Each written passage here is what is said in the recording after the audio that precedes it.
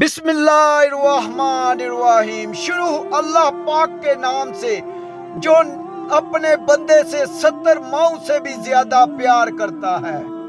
اللہ یا رسول اللہ، اللہ یا حبیب اللہ۔ اس پاک خاتون کے پاس اللہ کا فرشتہ آیا اور کہا، اے کنواری مریم، اللہ تجھے ایک نیک اولاد عطا کرے گا۔ خاتون نے کہا، یہ کیسے ممکن ہے جبکہ مجھے کسی مرد نے چھوا تک نہیں۔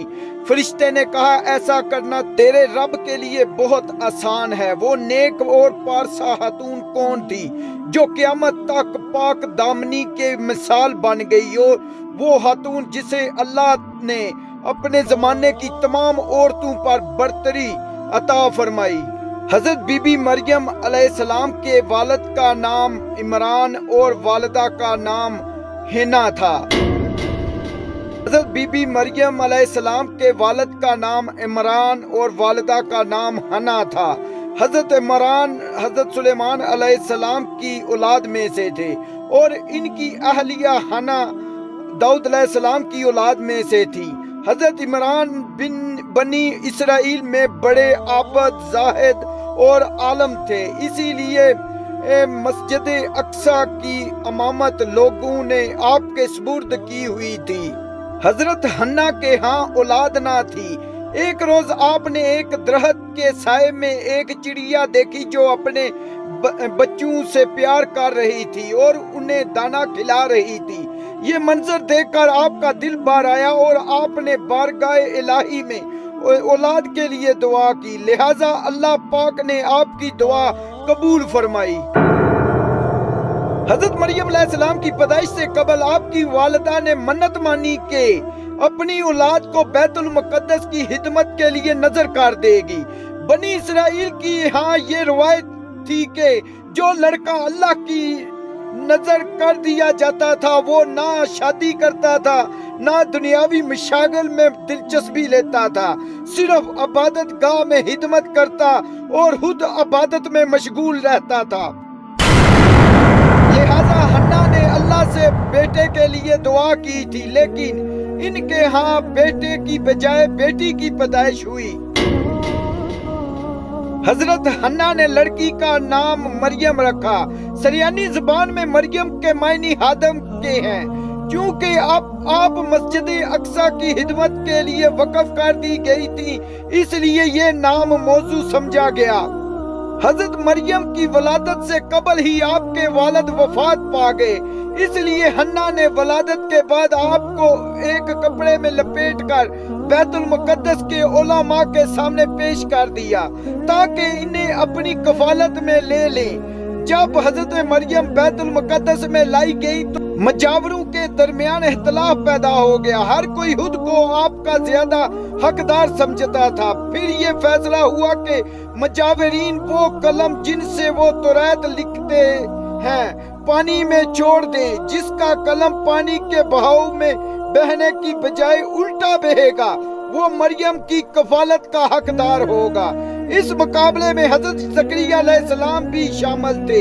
ان کی قلم کو اللہ پاک نے پانی میں بہاؤ کے الٹے طرف بہا دیا اور وہ ان کی پرورش کے حقدار ہو گئے۔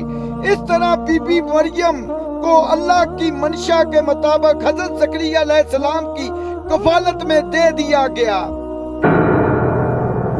حضرت زکریا کی بیوی حضرت مریم علیہ السلام کی خالہ لگتی تھی، لہٰذا ان سے بڑھ کر ان کی بہتر پرورش کوئی نہ کر سکتا تھا۔ حضرت مریم علیہ السلام دوسرے بچوں کی بنسبت بہت تیزی کے ساتھ بڑھتی رہی، اور جب آپ حضرت زکریا علیہ السلام اور اپنی خالہ کے گھر پرورش پا کر کچھ بڑی ہوئی تو بیت المقدس میں آپ کے لیے ایک کمرہ محسوس کر دیا گیا۔ یہاں زکریا علیہ السلام کے علاوہ اور کوئی نہیں جا سکتا تھا۔ آپ دن رات اللہ کی عبادت میں مشغول رہتی۔ جب حضرت زکریا آپ کے پاس آتے تو حیران ہوتے، کیونکہ آپ کے پاس بے موسمی پھل موجود ہوتے، گرمیوں کے پھل سردیوں کے موسم میں اور سردیوں کے پھل گرمی کے موسم میں آپ کے حجرے میں رکھے ہوئے ہوتے۔ जब हजरत ज़करिया अलैहिस्सलाम हजरत मरियम अलैहिस्सलाम से पूछते कि ये फल कहाँ से आते हैं, तो हजरत मरियम अलैहिस्सलाम फरमाती हैं कि अल्लाह के पास से अल्लाह ने बीबी मरियम को पसंदीदा और मोमना बंदी में शुमार किया था, जैसा कि सूरह आले इमरान में अल्लाह पाक इरशाद फरमाते हैं कि और जब फरिश्तों ने कहा, ऐ मरियम, बेशक अल्लाह ने तुम्हें चुन लिया है, तुम्हें और खूब पाक कर दिया है और पसंद किया है, तुम्हें सारे जहां की औरतों से ऐ मरियम हलूस से इबादत करती रहो, रब की और सजदा और रकू करने वालों के साथ। प्यारे दोस्तों, हजरत बीबी मरियम जिस मकसद के लिए चुनी गई थी वो अभी बाकी था। आप दिन रात अल्लाह रब्बुल इज्जत की इबादत और रियाजत में मशगूल रहती थी, यहाँ तक कि बनी इसराइल में ये मशहूर हो गया कि बीबी मरियम नहायत ही इबादत गुजार, पकीज़ा और मुत्तकी खतून हैं। लोग आपका बहुत इज्जत और एहतराम करने लगे। फिर वो वक़्त आया जब हजरत जिब्राइल अलैहिस्सलाम हजरत मरियम के पास तशरीफ लाए और बीबी मरियम एक गैर मर्द को अपने हुजरे में देखकर परेशान हो गई और हजरत जिब्राइल आपके पास इंसानी शक्ल में तशरीफ लाए थे। हजरत मरियम आपको देखकर बोली, अगर तू कोई खुदा तर्स इंसान है तो तुझे से खुदाए रहमान की पनाह मांगती हूँ। हजरत जिब्राइल अलैहिस्सलाम ने आपको तसल्ली देते हुए और पैगाम इलाही से बाखबर करते हुए फरमाते हैं, मैं तो तेरे रब की तरफ से फर्ज दाता हूँ और इसलिए भेजा गया हूँ कि तुझे एक पकीज़ा लड़का दूँ। तो प्यारे दोस्तों, हजरत मरियम अलैहिस्सलाम हैरान होकर फरमाती हैं कि मेरे यहाँ लड़का कैसे होगा जबकि मुझे किसी आदमी ने छुआ तक नहीं और ना ही मैं कोई बदकार औरत हूँ। हजरत जिब्राइल अलैहिस्सलाम ने कहा, ऐसा ही होगा, तेरा रब फरमाता है कि ऐसा करना है मेरे लिए बहुत आसान है और हम ऐसे इसलिए करेंगे कि इस लड़के को लोगों के लिए एक निशानी बनाएं और अपनी तरफ से एक रहमत, और ये काम होकर रहना है। हजरत जिब्राइल अलैहिस्सलाम ने हजरत बीबी मरियम अलैहिस्सलाम के गिरेबान में फूंक मार दी, जिससे आपका हमल ठहर गया। तो जब हजरत मरियम हमला हुई तो ये खबर बनी इसराइल में आम हो गई कि हजरत मरियम हमला हो गई हैं। इस पर बहुत से लोगों ने ज़करिया अलैहिस्सलाम के घर आना जाना बंद कर दिया और आप पर इल्जाम बहतान लगाने लगे। हजरत मरियम बैतुल मुक़द्दस से निकलकर कहीं दूर मकाम पर जाकर ठहरी और आप उस मकाम पर तन्हा रह रही थी कि एक दिन आपको दर्द शुरू हो गया और आपने एक दरख्त का सहारा लिया और तने को पकड़कर नीचे बैठ गईं। आप जिस दरख्त के पास बैठी थी वो एक खुश्क दरख्त था। जब आप उस दरख्त को हिलाती तो मुजज़ाना तौर पर वो दरख्त सरसब्ज होकर फल देना लग पड़ता। हजरत मरियम अलैहिस्सलाम दर्द से बेचैन थी, बदनामी का ख्याल था। आहर घबरा कर कहने लगी, काश मैं पैदा होते ही मर जाती और बोली बसरी हो गई होती। इस मुश्किल वक्त में अल्लाह पाक ने हजरत मरियम अलैहिस्सलाम के कदमों के करीब एक नहर जारी कर दी।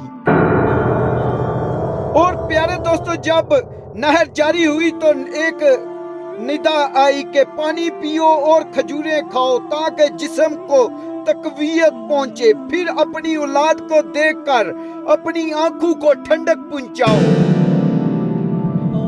और इसी आलम में हजरत ईसा अलैहिस्सलाम की पैदाइश हो गई। आप अपने बेटे को लेकर कौम के पास आई तो कौम के लोग आपकी गोद में बच्चा देखकर गजबनाक हो गए और इल्जाम लगाना शुरू कर दिया। हर तरफ से लोग ताने दे रहे थे, हालत जार तंग हो गई। तब हजरत मरियम अलैहिस्सलाम ने बच्चे की तरफ इशारा करते हुए कहा कि इस बच्चे से बात कर लो, तुम्हें तुम्हारे सारे सवालों के जवाब मिल जाएंगे। सरकश लोगों ने कहा, भला ये दूध पीता बच्चा हमारे सवालों का क्या जवाब देगा।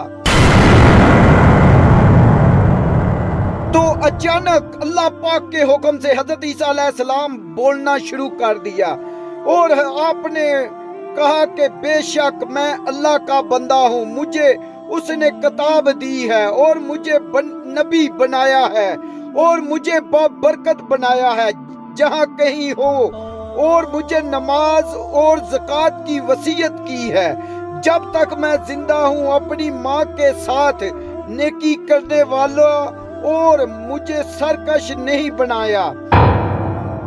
और मुझ पर सलाम है जिस दिन मैं पैदा हुआ, जिस दिन मरूंगा और जिस दिन जिंदा करके उठाया जाऊंगा। इसके बाद हजरत मरियम अलैहिस्सलाम हजरत ईसा अलैहिस्सलाम को लेकर मिस्र चली गई। जब हजरत ईसा अलैहिस्सलाम की उम्र मुबारक 13 साल हुई तो आप बैतुल मुकद्दस वापस आ गईं।